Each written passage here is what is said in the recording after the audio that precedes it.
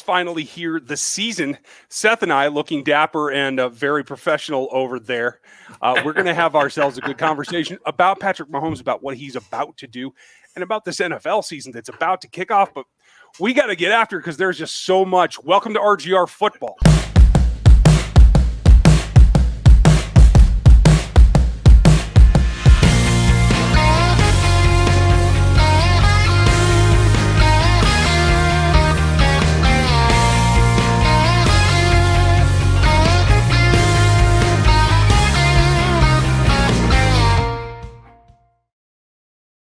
Hey fans, we're brought to you today by DraftKings for all your daily fantasy action. Now's the time to celebrate for the first Sunday of the season. It's about to kick off, and DraftKings, the official fantasy draft partner for the NFL, is putting together the center of this weekend's action, and it's all around you. New customers get a free shot at $1 million prize. It's going to be great with all their first deposits, and by using our code RGR21, you get that shot to make your million. It's simple. Just pick your lineup, stay under the salary cap, and see how your team does in all the action. Feel it like never before with a free shot at $1 million payday. Go down to DraftKings, download the app, and use the code RGR21. This week, all new customers will get a free shot at the $1 million top prize, as well as millions of prizes across all kinds of different contests that you might want to join. The code, again, is RGR21. You get a free shot at $1 million top prize with your first deposit. That's code RGR21, only at DraftKings, the official daily fantasy partner of the NFL. Minimum $5 requirement, as well as eligibility restrictions apply. See DraftKings.com for more. And that tells me, upon that completion, this is going to be a great one. Welcome the new sponsor. I hope you guys check them out. We're going to add in Mr. Seth Kaiser. He wants to be free, and I think that we can arrange that, my friend. How are you? I'm doing awesome, man. How are you? I knew you were doing an ad read, but then I suddenly realized the fragility of my own ego when I was off the page, and my entire sense of self just went crashing to the ground. I thought, that's how easy. But no, life is good, man. How are things in your neck of the woods? Oh, it's crazy. As we go through the evolution of where we live up in the mountains, I'm obviously not in the home studio because today, mid-afternoon, for no reason, the internet went out, and it's not going to be corrected until tomorrow. So had to drive an hour to my dad's spot, hang out with you, and I'm glad it was worth it, but it's been a hectic day. I need one of those lights. Right? That's what I'm taking from this. The other thing I'm taking from this, your sheer dedication to providing content to the masses, to you, beautiful viewer, beautiful watcher, the rogue heads, roguettes, roguers, rogues. Yes. Rogues, I like that. Yeah, I like rogues. I like rogues a lot. Your dedication is unmatched. Your skill unparalleled. Ooh. Your looks unprecedented. Well, I don't have a tie on, brother. Oh, sure. I was getting too kind. Can I do one thing before we get going? Please do, please. This is very important. All of you, thank you for joining us, everyone with Rogue Nation. I mean, this is exciting. There's football. We're going to talk about football. But first, there's something even more important. Today, 7 years ago, a young man by the name of Bennett, name redacted, was born into this world. My nephew, Bennett, turned 7 years old today. And that kid, some of you might think you have the coolest nephews. I have the coolest nephews. And so I just wanted to say happy birthday to Bennett. You rock, man. You are just such a cool kid and just a blast to hang out with. So if you could do me a favor, Rogue Nation, Rogues, Roguettes, if you could say happy birthday to Bennett in the comments and let him know that he's being wished a happy birthday from around the country, around the world. Hopefully someone's watching from, I don't know, Zimbabwe or something weird like that. That would be amazing. Do that for me, and I will owe you even more than I already owe you. And I will pay up on that debt by talking about Chiefs and only frustrating Ryan like twice tonight. Right. I mean, hey, at least at a minimum, right? 3 times maybe. Okay. I can live with that. Also, I have exciting news for Stevie, who's already talking trash in the comments I see. He should be nice to me, although he doesn't need to now because something went out in the mail today. I no longer have the ability to pull it back. And so now Stevie can tell the world what he thinks of me because he's got some Super Bowl confetti coming his way. Finally, like a month and a half after I was supposed to send it. I'm a terrible person, but I wanted Stevie to know that too. And I want all of Rogue Nation to know I keep my promises, just very slowly. That's okay though, because I sent him something to a previous address that is somewhere still lost in the mail. So I think you actually did him a favor. So I'm sure he appreciates it. Yeah, I like your way of viewing it. I like your way of viewing it. Yes, Stevie, let's get juicy. Let's get adorable. This is going to be great. I am so excited. And a big shout out to Stevie for the comic things, panels, whatever they are, where they're, comics of me doing things. He did one of me, a haunting one that says adorable over it. And the look on my face is genuinely frightening. Aww. And I sent it to Briscoe and Nate last night in a group text. And I just sent that picture to them. And then I put sweet dreams underneath it. And Josh replied, I may never sleep again. So it's just a good day, man. We're going to have a good time. And there is football in 3 days. I know, right? Real football, the real thing. I couldn't be more excited. And I'm sure we are already way, way, way behind on Super Chats. Yeah? We'll get there. We'll get there, yeah. Thank you, Stevie, as always. But we are going to cover, I think, first and foremost, tonight, you guys, is a celebration of Patrick Mahomes. What Seth pulled out from all of the I love the way that you've gone towards analytics in some areas, like the meeting of the minds. I remember when it was like, oh, I'm not going to do that. I'm just going to watch film. And like, we were over here and now we're inching closer to go forward. I like it. I really only things that are verifiable on film. No, I'm kidding. But there's a huge role for analytics in football. It's the idea, basically all analytics means is that you're quantifying things that you're trying to measure, right? Because it's easy to say, oh man, and the reason I got started really quantifying things is where you'd hear, oh, that left tackle is just getting beat like a drum all game. Wow, really? What do you mean? Well, didn't you see that play where he gave up a sack? Totally true.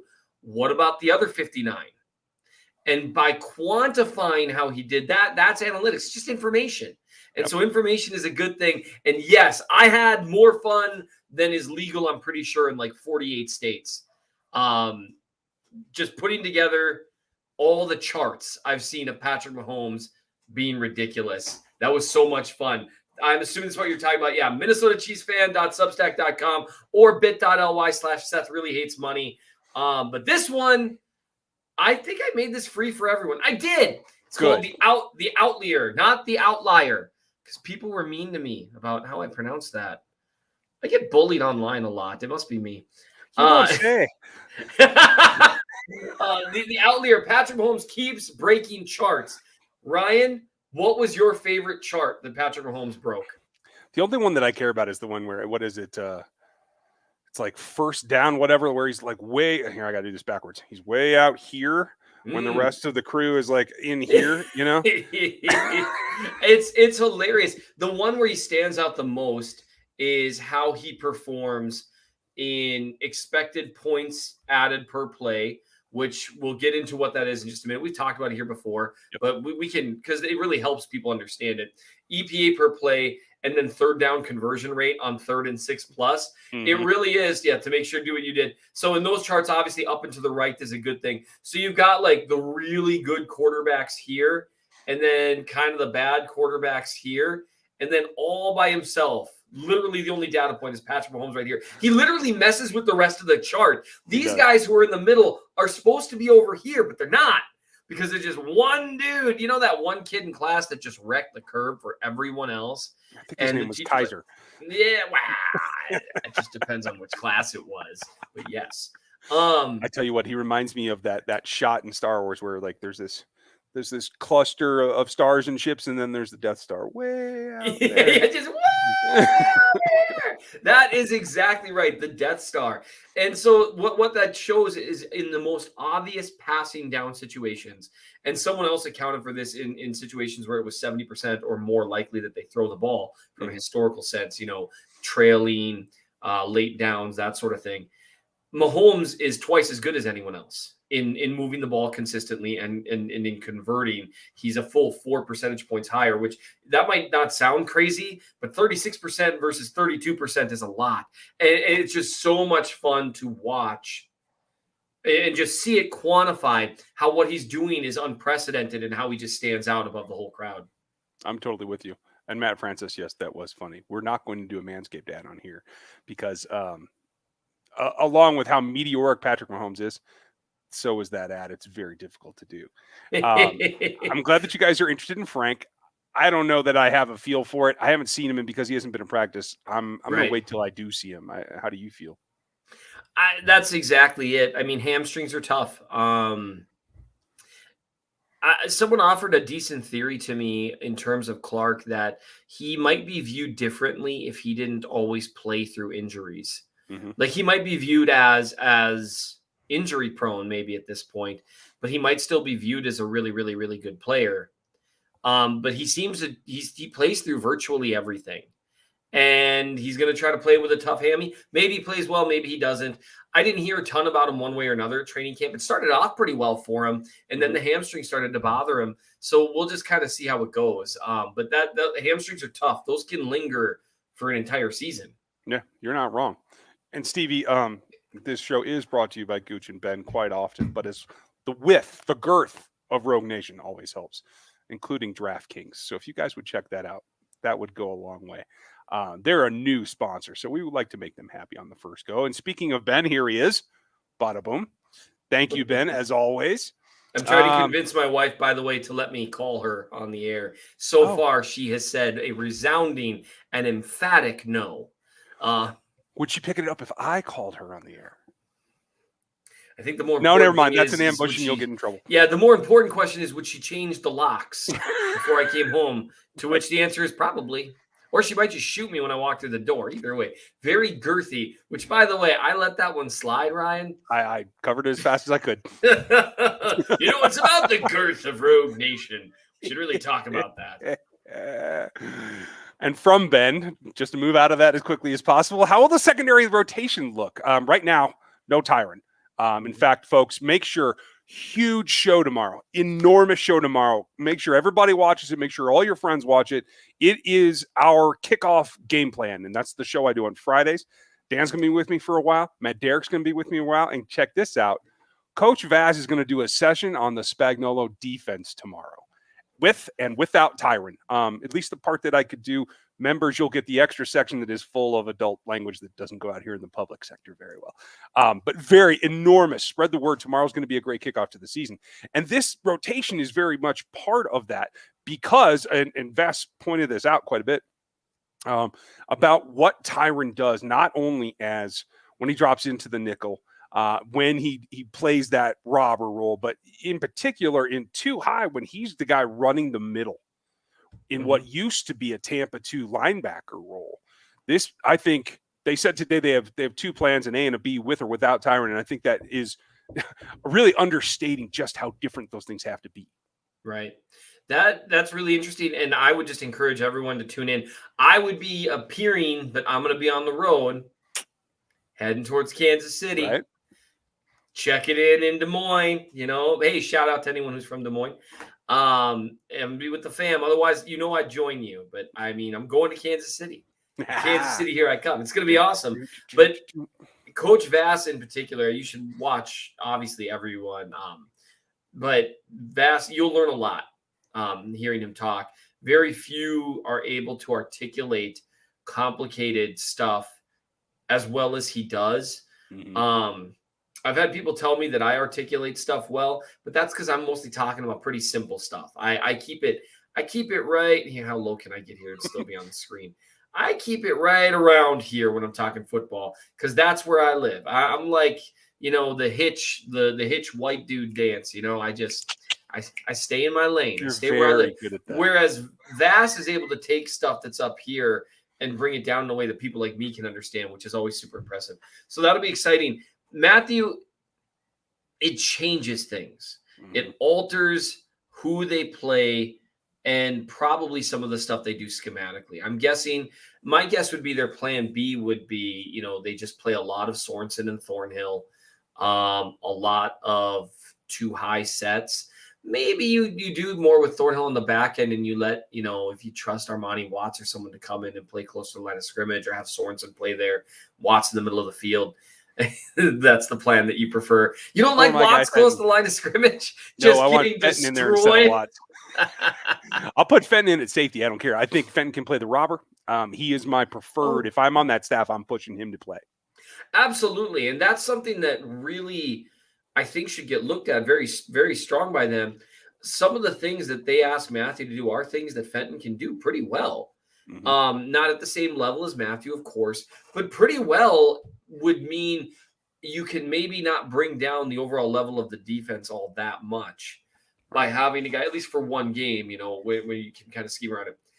Especially if their starting plan, as it appears to be, is that Mike Hughes is the third corner up. Mm-hmm. It makes sense to play Fenton in that role. You can have him practice at it all week, and then you have Baker be the fourth corner or Lemons, whichever one you prefer there. I think, I mean, it fits his skill set well. He knows the defense well. That's what I would do if I were them. No, you're not going to have Fenton do everything Matthew does, just like you're not going to have Thornhill do everything Matthew does.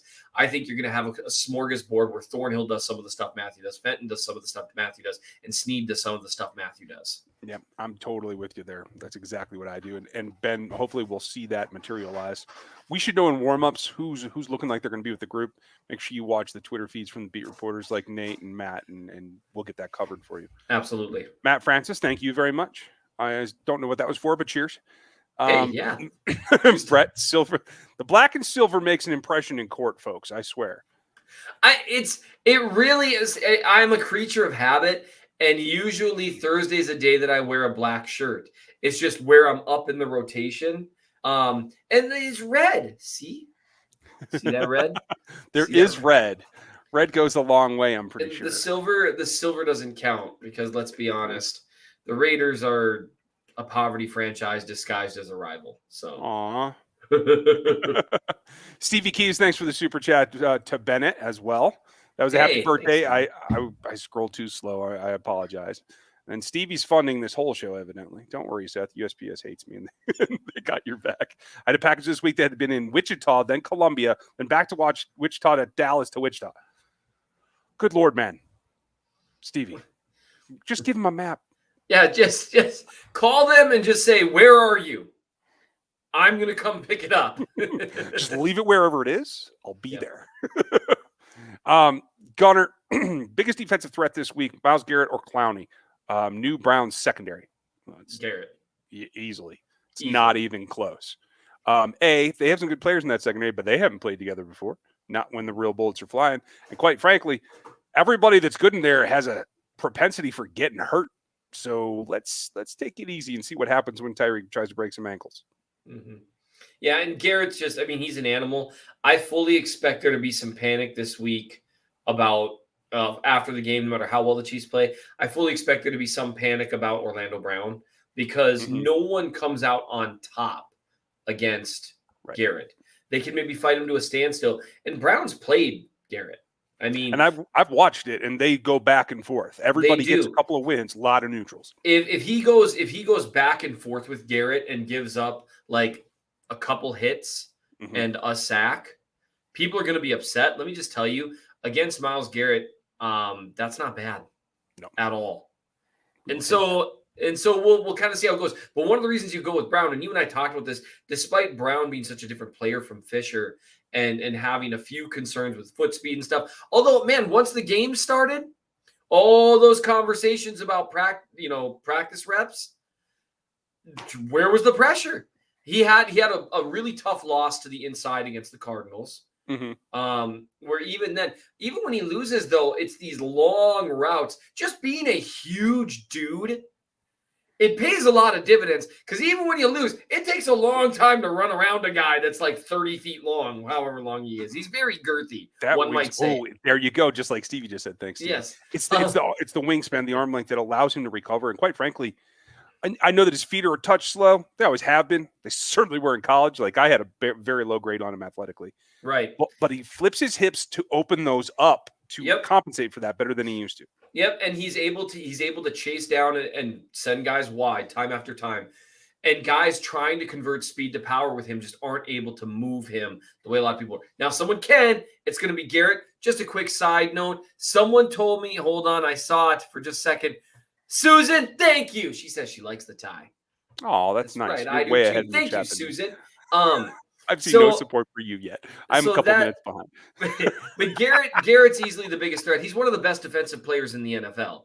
That's like when you ask, people about what they're worried about with the Chiefs on defense, should start with Chris Jones because he's scary. Yeah, and that's just the way that it is. Good to see you, Aaron. Glad you made it, folks. The moderator, the mod father, is here. Give him a shout if I mess something up or if you need something. And if we do get some Browns fans, most I have found this week, Browns fans have been very respectful in the chats and in the comments. Every now and then you get a bad apple. Yeah. Just let Aaron know. He's the king of that stuff. Jeff, concern level 1 to 10, 10 being very concerned. If the Chiefs lose a one-score game, not expecting to lose, though, do you worry about that, especially to this particular team to open the season? Nah.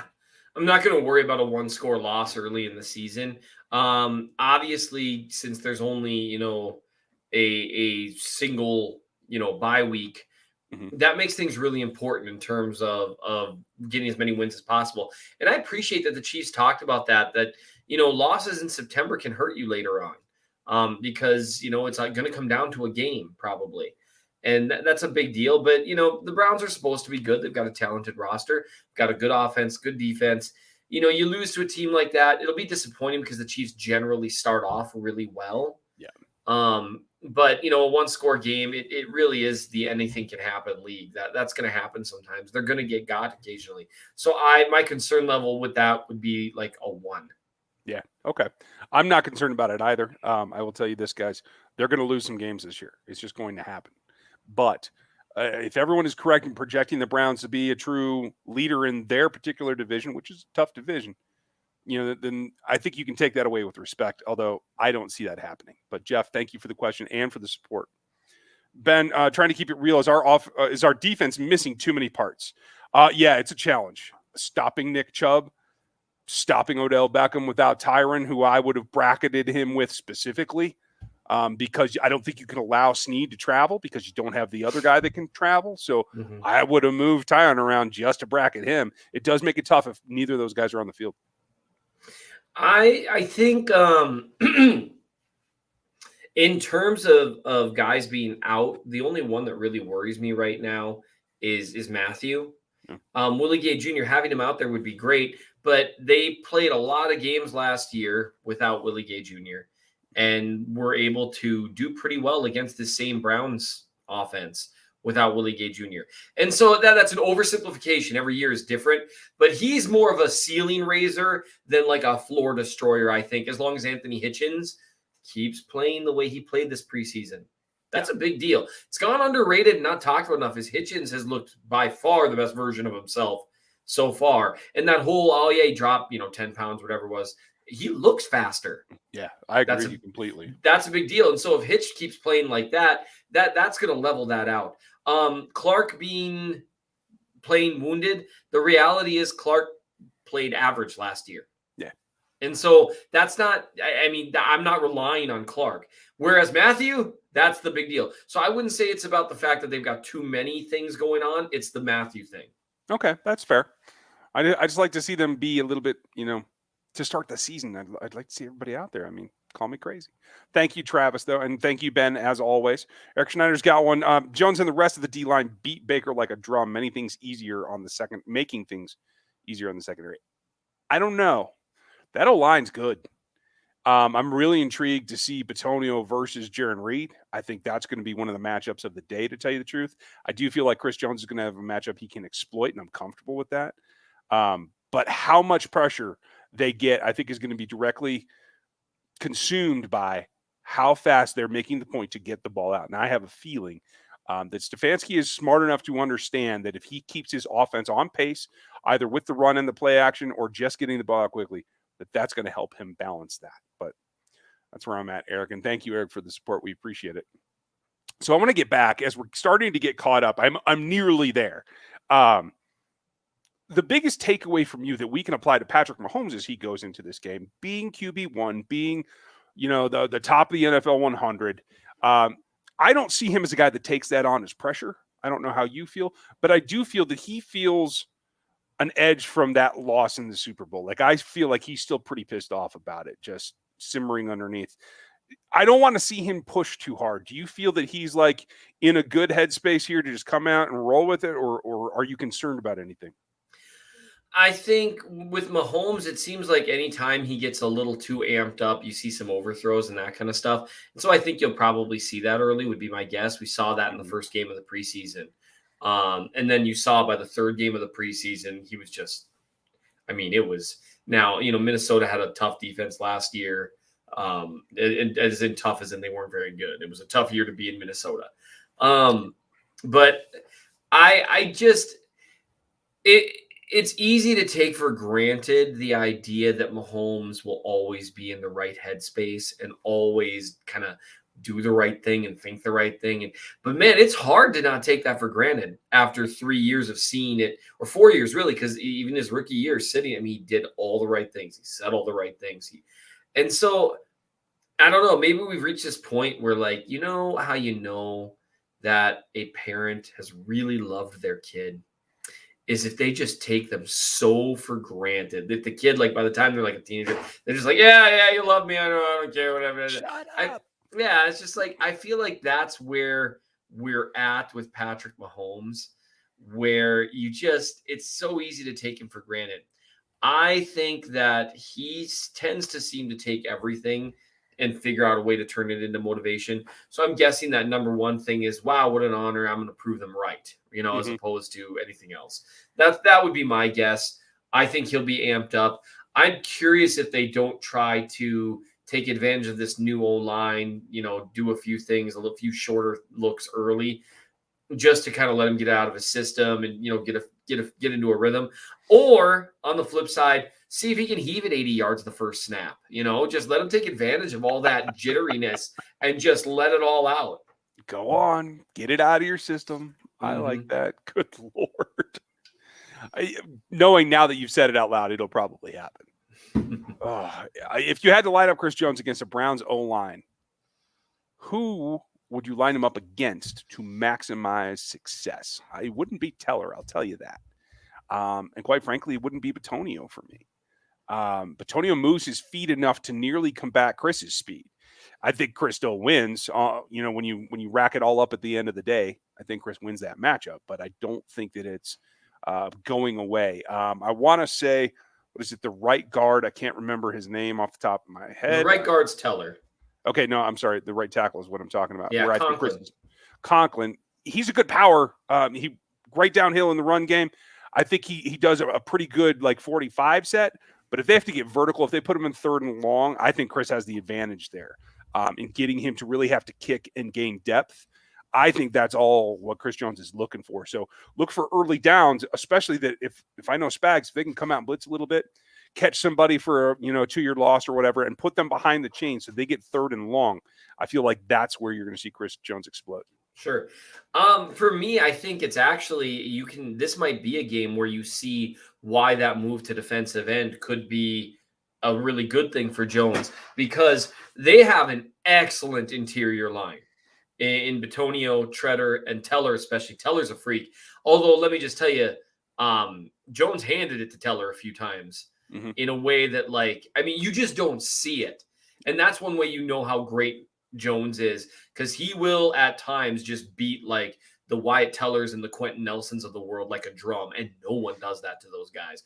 That I will never forget, just to go on a complete tangent, being at the Indianapolis Chiefs divisional round game, which, by the way, was immediately apparent, from watching, because I was in the press box, hashtag I'm super important. That was the snowy day, right? That was the snow game. It was immediately apparent from watching from above, where you could see the whole field. It was like the Chiefs are better. This is not going to end well for the Colts, and you could see it.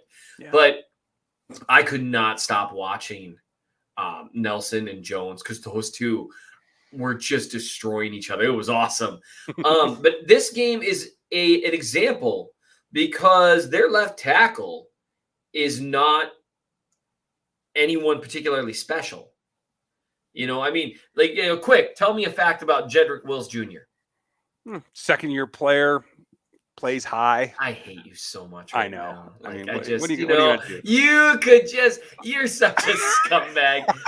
That was a rhetorical question. He was the fourth tackle on the athletic matrix. How's that? But I mean, he's a guy who's an athlete. He's a guy who didn't play particularly well last year. He was okay. He wasn't good. But now, rather than having Jones matched up with, Bitonio and Treader double teaming him, or Teller and Treader double teaming him, which is how it's going to go. Now you can line him up at the end and say, well, Wills, good luck, buddy. Yeah. Because I saw enough at training camp to make me, you and me, we talked about this earlier. We weren't sure about this experiment on the edge. Then I watched it in practice. I was like, he corners a little bit. Like, not much, but he corners enough to make that first step even a little scary. And when he converts speed to power, it's so funny. I mean, he just takes that arm. What he did to Orlando Brown on the one was just brutal. And that's the thing with Brown. Converting speed to power in him is almost impossible unless you happen to be a freak like Chris Jones. And so this is a good game for that, where I think where they've got him at that right defensive end is probably the best one-on-one matchup. And I think you're going to see some pockets smashed early, and the Browns are going to have to figure something out. Was that on the depth chart that they put out this week? The right side? Left side. Okay, I was going to say, he's been lining up left when I've been watching. Maybe right side, left side. I don't Feels even like know. We're Crud, now I'm doubting myself. He had the sack against the Cardinals lined up on the right side. Right. Against the Vikings. So, you know what? But I think you might be right. They've obviously moved them all over, but that would be my most advantageous place. Would be on the right side there. And again, on third and long, I like it on either side. You can plus that. I want to see a little NASCAR. That's just me. Yeah. Thank you, Joseph. That was a great question. Todd, this one's for you, I think, Seth. What day did I? So I do have a red dress shirt, but that is a shirt that I got a few years ago. Shirt cut out. I missed that word. You have a red dress? Yeah. You know what? You're a terrible person. But so it's the dangest thing. I have a red dress shirt, and I used to wear it. And the dangest thing, a couple of years ago, I'm not sure what happened. This is around the time I hit my mid-30s. Things shrunk out of nowhere. And I still can't quite explain it, because it's not like we did anything different with it, but there's no other explanation, because it just is way too tight around here all of a sudden. So there's no other explanation other than the thing shrunk. I have no recollection of that, Senator. Yeah, it's right around the same time that you felt this. Gravity got a little stronger. Right. Yeah. Whole centrifugal force kind of thing just took over. Yeah, I'm with you. It sucks getting old. Chris Jones the top 5 pass rush? Yes. And who is in the top 5 for both of you? Ooh, that's pretty good. Well, I think Garrett has to be in the top 5. You have to prove to me that Von Miller has been removed from it before I'm going to believe it. I know he's older. I know he's coming off of an injury, but I am scared of a revitalized Von Miller. I'll tell you that. And clearly TJ Watt is, I think, the best in the business right now. Is that 5 or is that 4? I think that's 4. Okay. So, yeah. Pick a Bosa. Yeah, I'll take Nick. Thanks. Mm-hmm. Both Bosas are incredible. There's a lot of great. Did you say Aaron Donald? No. This was. Oh, it was pass rusher. I was thinking edge rusher. Yeah. Oh yeah, no, I skipped that. So top 5 pass rusher. Donald obviously makes the list. TJ Watt makes the list. If you're gonna pick a Bosa, I think I would narrowly pick Nick. Khalil Mack. Although Khalil Mack, in terms of just pass rushing, I'm not sure he makes that cut. He's darn cool. I mean, he's awesome. He's an all-around more than a pass rusher, in my opinion. Right. I'd put Jones on there. And it'll be interesting, like with the guys that maybe, had a year without health. You've got Von Miller. You've got Chandler Jones, who is a monster of a pass rusher. Holy crap. Snow? It happens. No, my wife and my daughter just came outside my window and scared. I love you guys. She said, "Don't call me. I'm going to show up." I love you. All right. I'm glad we got to see that live. That was kind of fun for me. Oh man. Denny, hello to the Philippines. Glad you're on, bud. Yes. Hi, Danny. I'll take this one while Seth breathes for a while. Jeremy, they are talking up Malik McDowell, and I'll tell you what, he's got skills. He always did. He was just kind of always fighting this either behavioral thing or injury thing. Out of the draft, I can't remember what it was. There was a significant ailment, and I dropped him down the board nearly off of it, but I did have him as a draft pick. I'm intrigued to see him play real competition rather than practice, but he's definitely somebody to contend with. All right, man. I'm breathing. I am okay. Good. Just checking. Whew. So wide receiver depth over a 17-game season. Are you concerned at all with this particular group in terms of getting an injury bug? I think anytime you have a superstar, you're going to be concerned with the idea, one injury could affect a bit. Yep. Absolutely, all the time. If you're not in a position where one injury will affect you, you don't have a star on your team. Or you're in a unique position like let's say, so the deepest wide receiver group in the NFL right now is the Bucs, right? Because they're willing to sign a horrible human being in Antonio Brown, which I don't have a problem saying. I'm a big guilty until proven innocent guy, but I mean, that dude, we could go into that, but I think he's a horrible human. So that's a whole nother ball of wax. But they also, they've got Godwin, they've got Evans. Both of them are studs. They've got 3 studs on their team. I think Brown will probably be back with a vengeance this year because he was playing hurt last year, and good for him, I guess.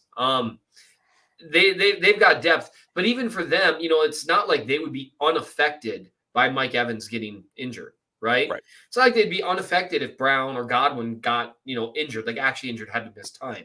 So that's always going to be the case when you have really high-level players. The only time it's not going to hurt you is if you don't have high-level players. Because everyone's like, oh, man, the drop-off from Hill to Hardman.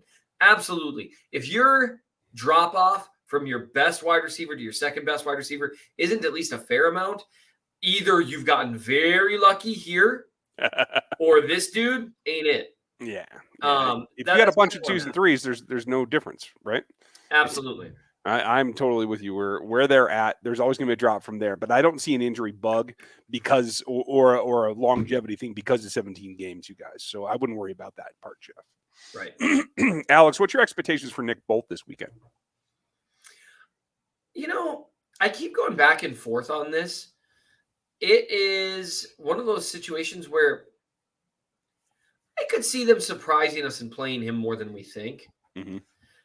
I've just seen enough, though. Like, my head tells me that this head right here, my head tells me that they're going to play Ben Niemann a lot. And people are going to be upset. And I'm going to go because my expectations for that decision, it just is what it is. Mm-hmm. But I do think we might see a little more Bolton than we might be expecting. They seem to like him. He looked solid in preseason. He didn't pop out in preseason as extraordinarily slow or any of the play speed concerns. His play speed looks just fine. It doesn't pop out though the other way, like the way Willie Gay does when he's on the field. There's just completely 2 different athletes. So I would love to see him get on the field more. But I do think Bolton would probably be almost certainly be an upgrade against the run to like where Niemann's at. And we've seen enough of Niemann against the run to know that that's not a massive compliment necessarily. It's just by process of elimination. I got to tell you, I got to see it though. Sure. Because what I saw against the run in college didn't make me think that it was that much of a difference, to tell you the truth. From Ben Niemann? Yeah.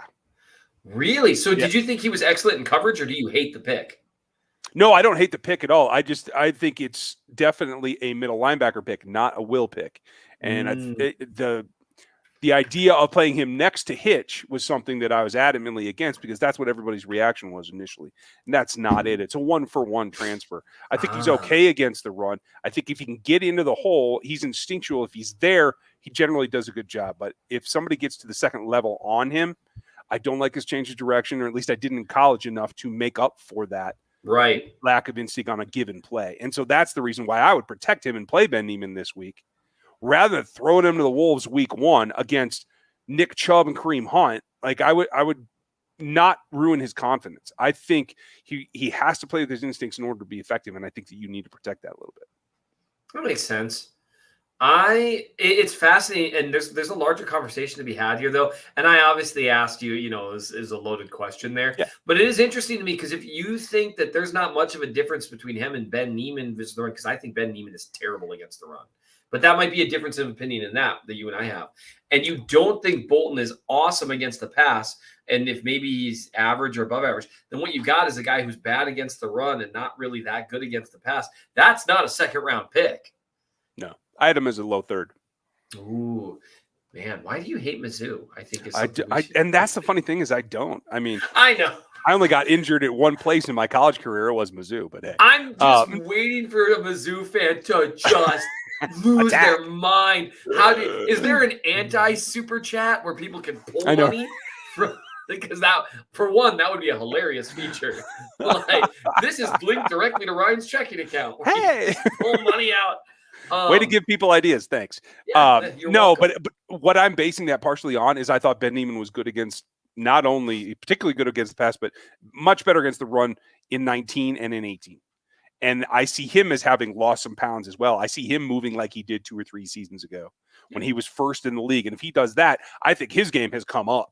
And I think that's what I'm trying to say here. That would be awesome to see. The funny thing for Niemann right now is he's at this point that it's almost like what you could call it the Sorensen phenomenon, to where he will have to make some out of his mind plays in big games for people to change their opinion on him. He is the GOAT in the worst sense of the word, right? He's the guy that people are going to pick on no matter what happens. I've shown, clips of plays where people are like, well, what's Niemann doing there? It's like, well, he's going back into his zone drop. Like, it's not always on Niemann. Like, he's still a professional football player. And remember, he gained weight. I firmly believe this because the staff asked him to in order to be more stout against the run. That's the same reason I gained weight. So I get it. Mama told me so. Okay. Jeff, thank you for that. We appreciate it. Jeff. We try to get around the horn around here, as much as we can. Watt agrees with 4-year extensions. Steelers are more than 112 million. Became the NFL's highest paid defender. Do you think the Timer gets an extension before next offseason? I think if they don't do it here in the next 3 days, I don't think it's going to happen until offseason. He seems like someone that probably wouldn't really want to negotiate this stuff in season. Yeah.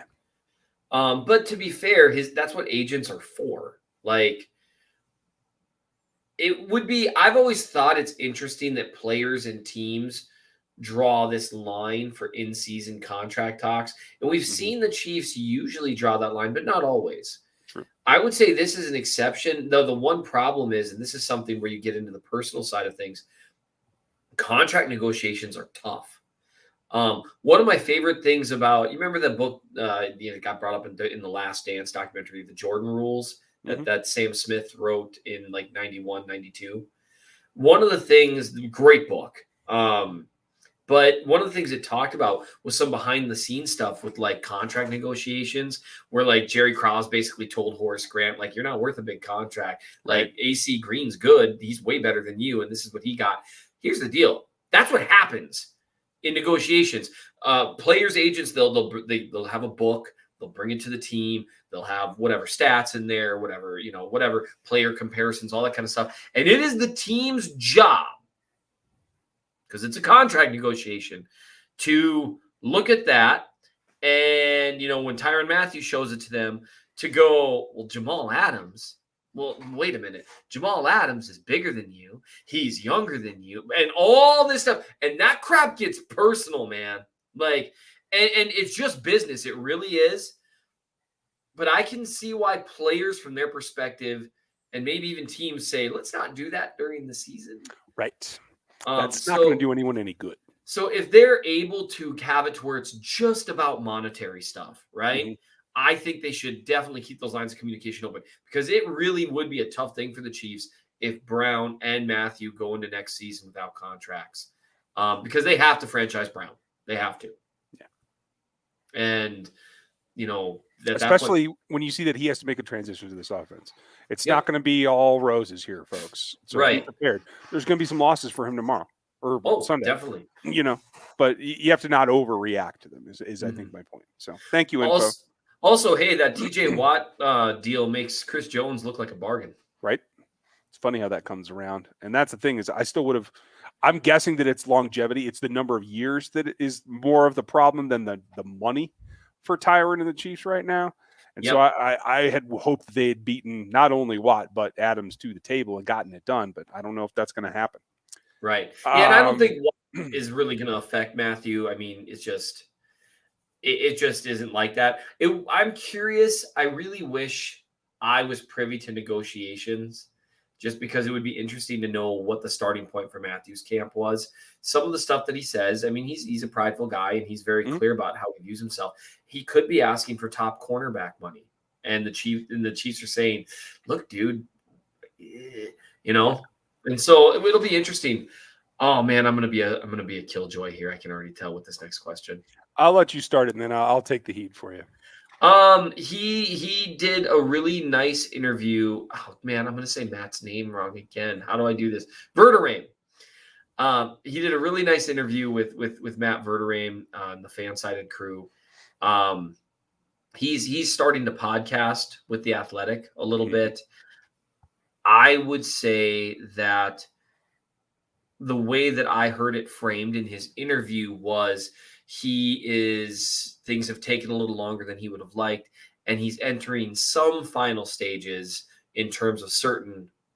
You've got, and look, you're the PT. You know stuff that I don't know, but you've got different stages of recovery, and then you've got little stages within each stage. He is not in the getting back into football shape stage, and all you have to do is look at him.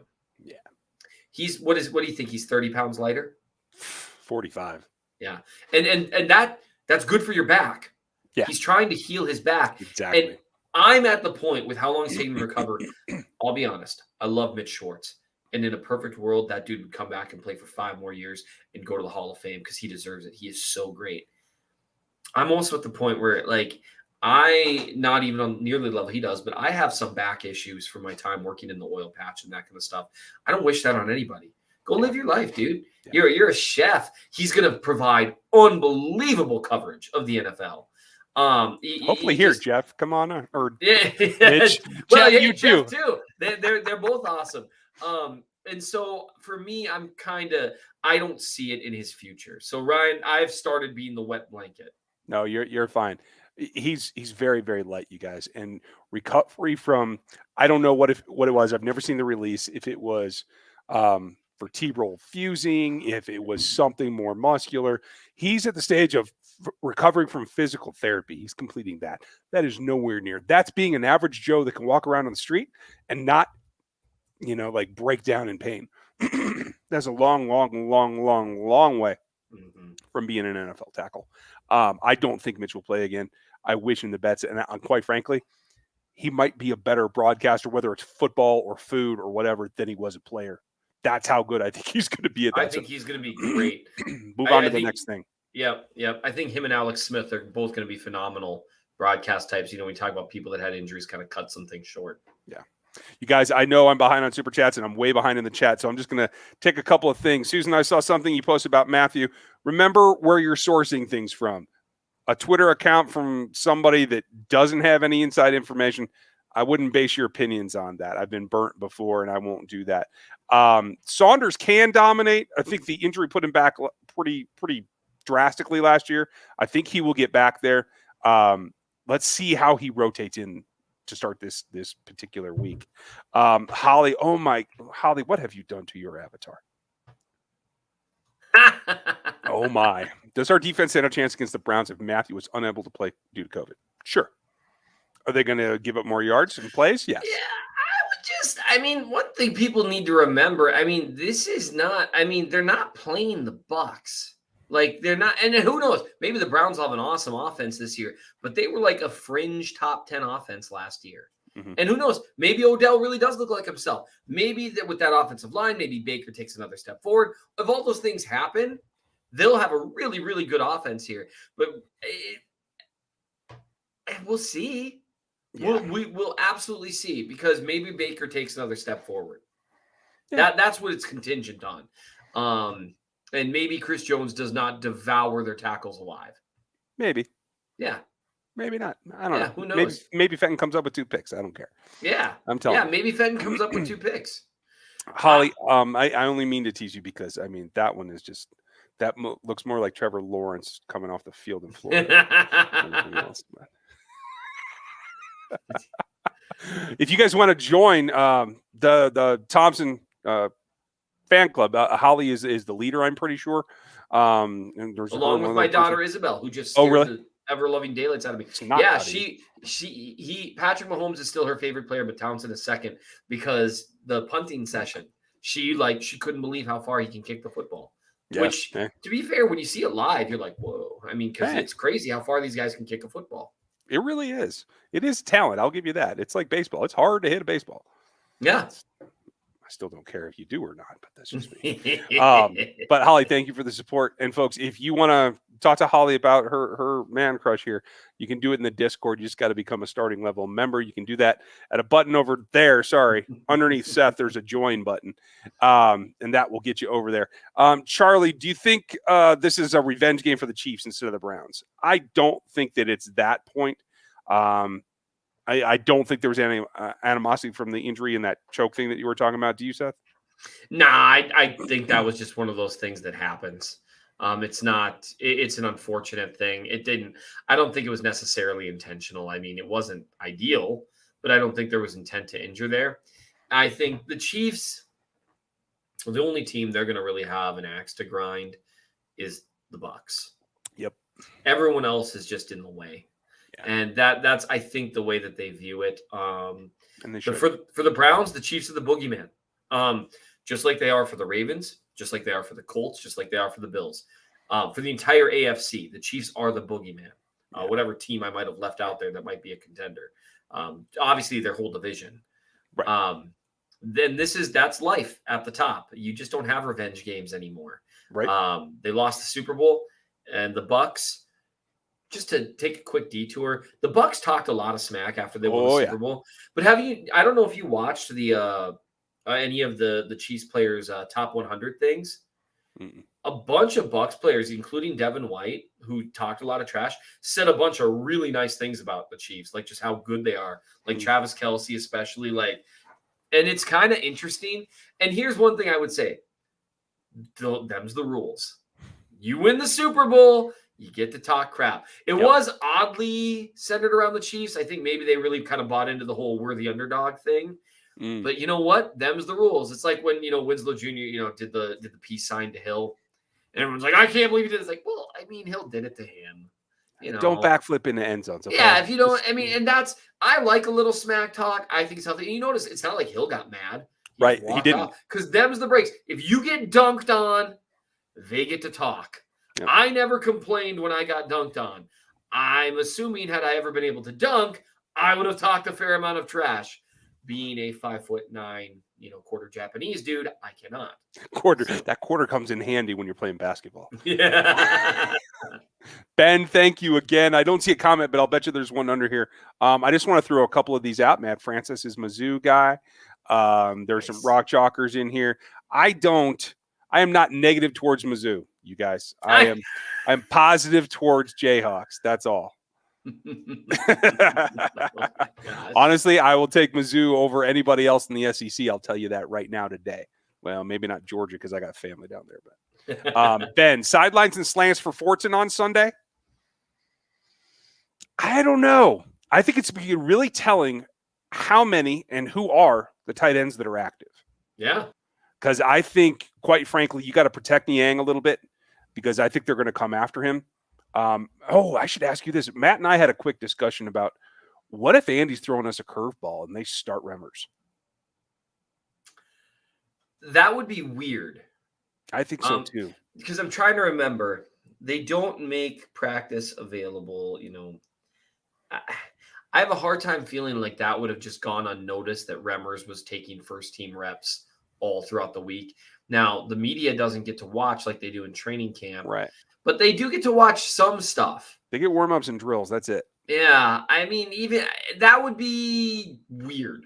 Yeah. I'm concerned for Niang's confidence, because I think if he whenever he's in there, I think they're going to take Garrett over there to his edge. I think they're going to put Clowney on him as well and just double the snack out of him until the fact that they can break him down. And as a rookie, you have to expect that. So that's why I was like, hey, would Andy go and mess with that now? Because it's been like 16 days since anyone saw them actually practice. Yeah, I would be surprised in large part just due to the way they broke down reps in the preseason. Okay. And honestly, in training camp, I mean, it was all Niang by the end, at least that they saw. And it was in the preseason all Niang. I think it would be weird. And, they intentionally left the starting O-line in there with Henny a couple times. It would be weird to do it that way.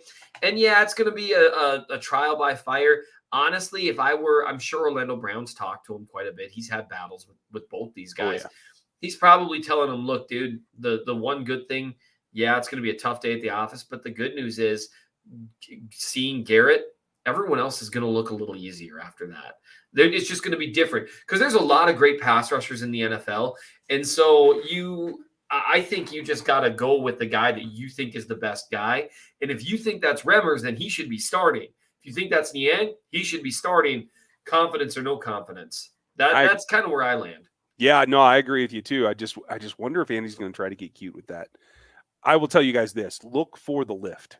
The lift is the key, I think, to playing Garrett if he's Lucas Niang, because Orlando's used it successfully in the past. Niang has long enough arms to combat Garrett a little bit. Like I think they're within half of an inch of each other. Mm-hmm. But if he can do, I think everybody should take a look when you see him in warm-ups early in the game. Watch how nimble Lucas Niang is. Lucas Niang is an unbelievable athlete for how big he is. He really is. He moves well. And the thing that I like about his game, I thought he played way too high in college. That was my big takeaway from him. But he was in a spread. He was almost never in a true three-point stance. He was always one hand on a knee, basically standing up. But he's good at being dynamic with his pad level. And if he can get down a little bit and get that jam up and get Garrett's arm off of him, I think that's the way that he's going to survive, because the big thing I think with Garrett is landing on the outside shoulder with a good grip and able to push and rip through, and that's what I'm scared of. Yeah, it's just going to be a challenge. I mean, we don't really know what we have in Niang, and as much as I wanted to so badly, I don't think I'm going to have a chance to write about the offensive line one more time before game week. Just too much work to do, and then I'll be on the road all day tomorrow. Right. I do know that the games that I charted Niang, he played really well. Mm-hmm. And he is very – I think he's behind Smith and Humphrey mentally in his processing. I just saw that a couple times with stunt handoffs. Sure. At least from my perspective. I know Mitch Schwartz complimented him on one where everyone was kind of agog over Trey Smith. He said, the real star of this was the right tackle, which I'm assuming Mitch is a little biased, but I'm going to take his word over mine. That seems safe. I don't know. And so I thought that he looked really consistent. And from a physical standpoint, you saw the traits in the preseason, at least I did, that made him a much more highly touted pick before he played his final year in college hurt. Mm-hmm. And I would not sleep on the idea of Niang being solid to above average to more out of the gate, because this really was a guy that if everything went right for him, I think injury-free, might have been a first-round tackle. And then the expectations completely shift, especially when if you don't have someone that misses their first year. Absolutely. So I'm excited for it, but he has the physical tools to compete with Garrett. Not beat, compete. Yeah. And there are not a lot of guys that can say that have the bulk and the athleticism and the arm length to even compete. I mean, if he can do that, that's just a bonus for them, because with a lost year,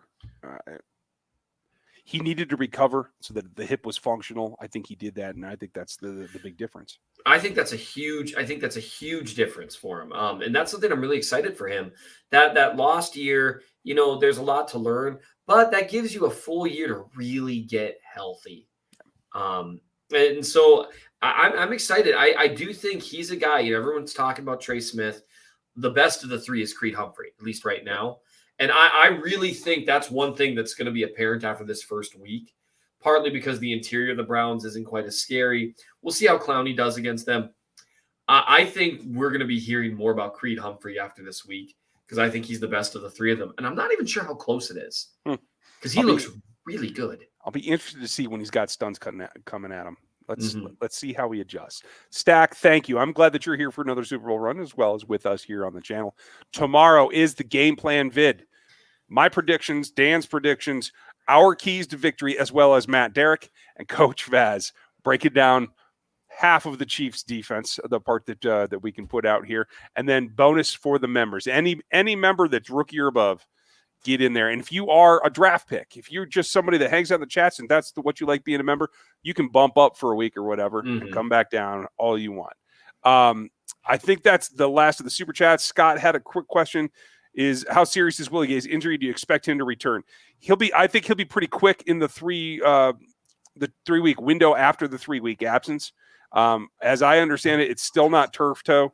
It still is some kind of crushing injury. I think he got stepped on pretty bad is what it was. So I don't think it's necessarily going to be turf toe. We'll see. Maybe they'll come out and tell us that after the fact, but I think you're going to see him by week 4 or 5 is my guess. And who's the D named Young that played against Niang and said he was the best player ever? That's Chase Young of the Washington football team. Who's a stud. Yeah, who is very, very good. I didn't put him in my top 5. I noticed neither did you, but he's in the top 10 for sure.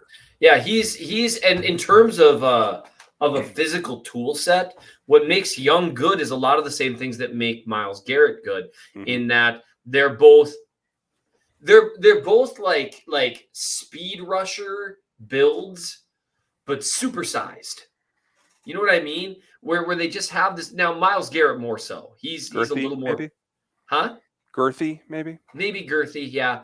But like this idea of, normally when you get like a guy who, weighs in at like the 280, 290, they start to be built just a certain way. And then the guys who are edge rushers that are built at like 260, they're built a certain way. But sometimes you get those dudes that weigh 290, but they're built like the dudes who weigh 260. And they've got that extra speed and stuff. And Young was very on, and it wasn't just Young on that team. There was a Bosa on that team too. I believe they missed. There was a 1 year where they didn't overlap, right? Like yes. Nick went, then Young had his senior year by himself. He was the primary, and then Yep.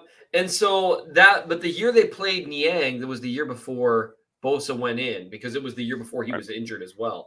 And he acquitted himself pretty well against that dude too. Yeah. Niang can play, and so I'm excited for him. I know we all got to go.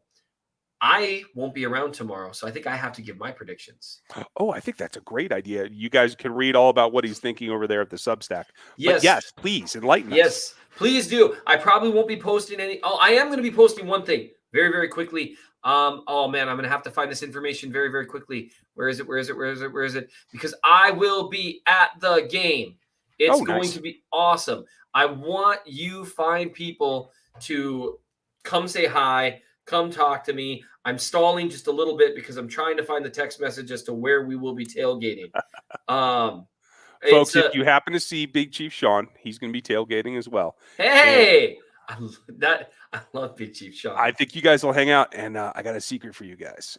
We have some new content coming for you, and you'll probably see Sean on Sunday morning. So be prepared. Awesome. So I will be in lot M3. Check it out to see, I'll be tweeting like some picture of a location. Come say hi. Now, I mean, am I going to share food with you? No, I'm not. But please come say hi. I would love to meet anyone who watches. I appreciate it so, so much. And so beyond that, though, what was the other thing I was going to say? Your prediction. Yeah, my prediction. My prediction for the game, because I'm not going to be around because I'm going to be on my way to the game. I think, and I said this on Times Hours earlier today, I think, and I could be wrong here, I tend to be an optimistic sort. I think there are a lot of signs that point to the Chiefs having nothing to do with the Browns and everything to do with the Super Bowl and everything to do with the no offensive line and all that stuff, viewing Sunday as a statement game. And one thing that would be really interesting to me is if they last year they kind of made a statement with Edwards-Helaire. They saw that they were better than the Texans. They came out running the ball a lot. They came out kind of trying to show off a new toy.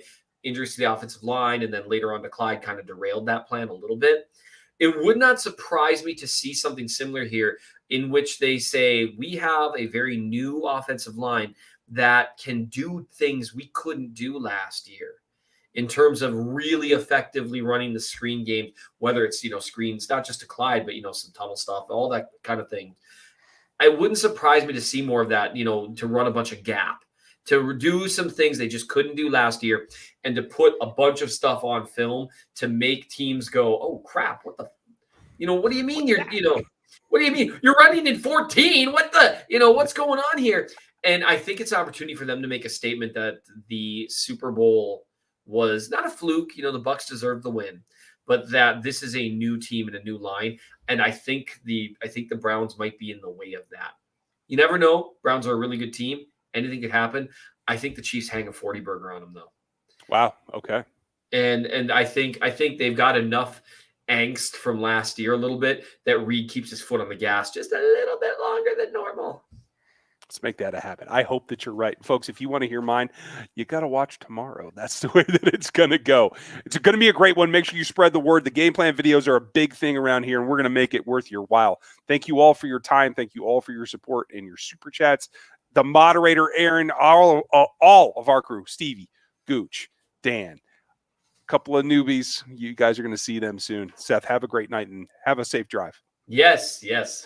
All right, folks. Have a great night. We'll see you tomorrow.